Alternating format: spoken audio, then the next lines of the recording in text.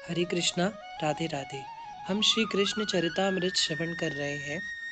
आज का प्रसंग है, यह उधम सुनी सबहि रिसाए बाल लीला। परस्पर जुड़े हुए तारों में से किसी एक पर भी स्वर लहरी का उदय हो जाए तो अन्य तार भी झंकृत हो ही उठते हैं।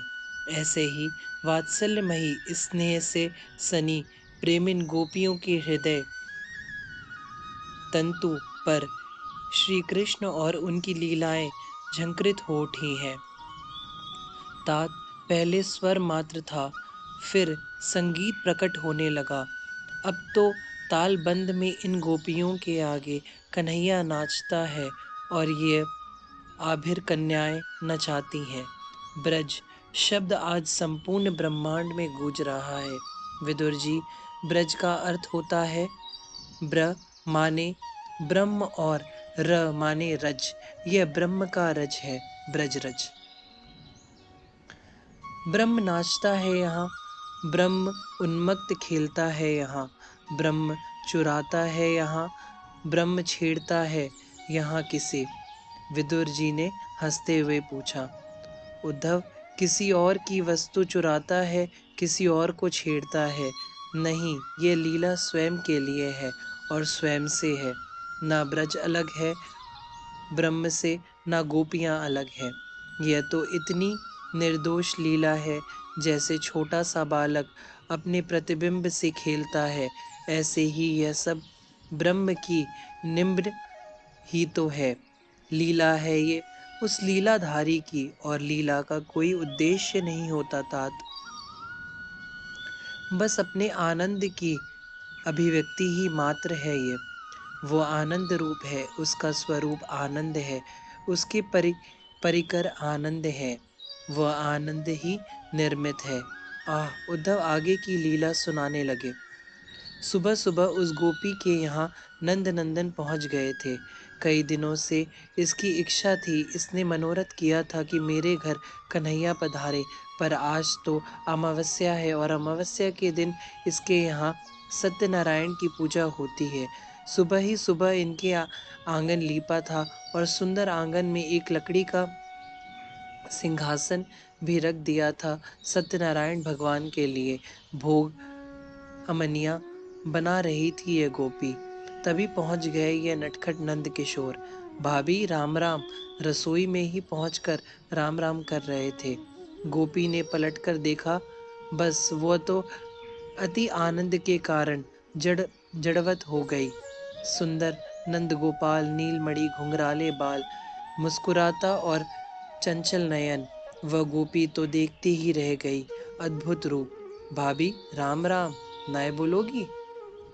वह बावरी तो अपलक निहार रही है, क्या बोलना है यह भी भूल गई। वो मुस्कुरा रही है और बस नंदलाल को देखी जा रही है। ओ भाभी, राम राम तो बोल दे। फिर कहाँ कन्हैया ने? उसे सुध आई अब। अपने आप को संभाला, इधर उधर देखा, फिर गंभीर बनने का स्वांग करती हुई बोली, राम राम। क्या कर रही है तू भाभी? उफ, कलेजा चीर दिया हो। ऐसी मादक बोली और उस पर भाभी और संबोधन। मैं तो सत्यनारायण भगवान के लिए पंजरी भून रही हूँ। उस गोपी ने जैसे तैसे ही उत्तर दिया। सुनो लाला, शाम को सत्यनारायण भगवान की कथा होगी, अपनी मैया को कह देना। वैसे मैं कल निमंत्रण दे आई हूँ। इतना कहकर गोपी फिर चुप हो गई। उसके कान कन्हैया आगे क्या कहते हैं यह सुनने के लिए बेचैन हो रहे थे। बैठ गए बैठ गए कन्हैया तो उस गोपी के पास ही। उफ, हृदय धड़कने लगा उस गोपी का। भाभी, फिर मधुर वाणी कानों में घुल गई। भाभी, लो कंधे में हाथ भी रख दिया अपनी भाभी के। देह कांपने लगा उस गोपी का। छू लिया था कन्हैया ने। विद्युत तरंगे दौड़ पड़ी संपूर्ण शरीर पर। वो कांपने लगी। फिर पलट कर देखा कन्हैया की ओर तो वो मुस्कुरा रहे हैं। उनकी वो मुस्कुराहट गोपी अपने आप को संभाले हुए, पर ऐसे ही ये यहाँ बैठे रहे तो कब तक अपने आप को संभाल पाएगी? फिर तो इसे लिपट ही जाना पड़ेगा कन्हैया से। लाला, मुझे काम करने दो ना। यह बात भी प्रार्थना के स्वर में कह रही थी ये गोपी। हाँ हाँ कर लो काम, हम कहाँ मना कर रहे हैं भाभी, मटकते हुए कन्हैया बोले। तुम जाओ, तभी तो मैं आगे का काम कर पाऊंगी। गोपी भी बोली। झूठो दोष लगावे। ऐसा कहते हुए अपना हाथ हटा लिया गोपी के कंधे से। डर गई गोपी तो उसे डर यह लगा कि कहीं लाला रिसाए ना जाए। तुरंत पीछे मुड़कर देखा, क्योंकि लाला रूठ गया तो जगत ही रूठ जाएगा इन गोपियों का तो। मुस्कुरा रहे थे कन्हैया। गोपी को तसल्ली हुई। भाभी, तेरे सत्यनारायण भगवान कहाँ हैं? इधर उधर देखते हुए कन्हैया ने ऐसा ही पूछ लिया।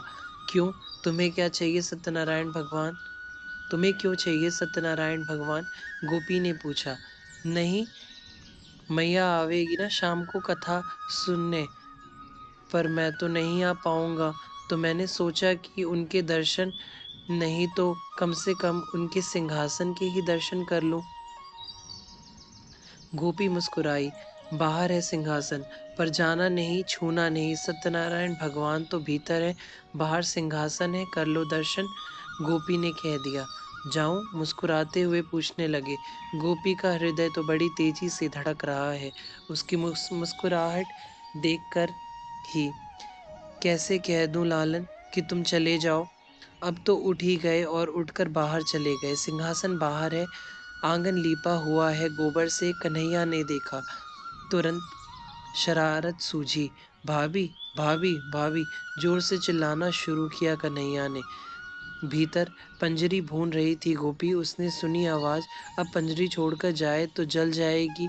तो इसने भी भीतर से ही आवाज दी। क्या है, क्यों चिल्ला रहे हो? देखो तेरे सत्यनारायण भगवान।